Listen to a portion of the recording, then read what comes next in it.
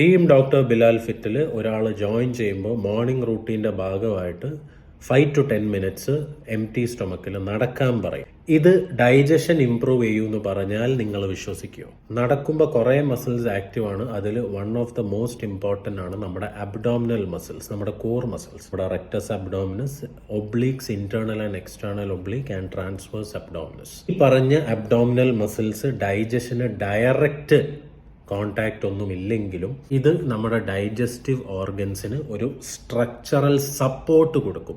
Structural support കൊടുക്കുമ്പോൾ ഈ organs അതിൻ്റെതായ സ്ഥലത്തിരുന്ന് അതിൻ്റെ ജോലി കൃത്യമായിട്ട് ചെയ്യും, വിച്ച് ഹെൽപ്സ് ഇറ്റ് ഡൈജഷൻ. രണ്ടാമത്, ഭക്ഷണം നമ്മുടെ ശരീരത്തിൻ്റെ അകത്ത് പെരിസ്റ്റാൾട്ടിക് മൂവ്മെന്റ് വഴിയാണ് നമ്മുടെ സ്റ്റൊമക്കും ഇൻറ്റസ്റ്റൈനിലും എല്ലാം പോകുന്നത്. അബ്ഡോമിനൽ കോൺട്രാക്ഷൻസിന് ഈ പ്രോസസ്സിന് ഇൻഡയറക്ട്ലി ഒരു എഫക്റ്റ് ഉണ്ട്. ഇനി നമ്മുടെ ശരീരത്തിൽ നിന്ന് വേസ്റ്റ് പ്രൊഡക്ട്സ് ഡെഫിക്കേറ്റ് ചെയ്ത് ബാത്റൂമിൽ പോകുമ്പോഴും അബ്ഡോമിനൽ മസിൽസിന് ഒരു റോളുണ്ട്. മൂന്നാമത്, നിങ്ങളുടെ കോർ സ്ട്രെങ്ത് ഇംപ്രൂവ് ചെയ്യുമ്പോൾ നിങ്ങൾക്ക് ഗ്യാസ്ട്രോ ഈസോഫാജൽ റിഫ്ലെക്സ്, നിങ്ങൾക്ക് ഗ്യാസ്ട്രൈറ്റിസ് വരാനുള്ള ചാൻസ് കുറയും. രണ്ടാമത്, നിങ്ങളുടെ ബോഡിയിൽ ഈ ഡൈജഷൻ പ്രോസസ്സ് കറക്റ്റായിട്ട് നടക്കും. സോ ദാറ്റ് ഇത് ഡൈജസ്റ്റീവ് ഓർഗൻസിന് അനാവശ്യമായിട്ട് കംപ്രസ് ചെയ്യത്തില്ല. അതിലൂടെ ഫുഡിന്റെ പാസേജ് വളരെ സ്മൂത്ത് ആയിട്ടായിരിക്കും നടക്കുന്നത്. ഇനി മൂവ്മെന്റിലൂടെ, എക്സസൈസിലൂടെ, നടത്തത്തിലൂടെ ഇൻറ്റസ്റ്റൈനൽ കോൺട്രാക്ഷൻസ് ഇൻഡയറക്ട്ലി സ്റ്റിമുലേറ്റ് ചെയ്യും. അതുവഴിയും ഡൈജഷനെ ഇംപ്രൂവ് ചെയ്യും. അപ്പോൾ നമ്മുടെ മൂവ്മെന്റ്, അതിൽ അബ്ഡോമിനൽ മസിൽസിന്റെ മൂവ്മെന്റും ബ്രീത്ത് ചെയ്യുമ്പോൾ ഡയഫ്രത്തിന്റെ മൂവ്മെന്റും ഡയറക്ട്ലി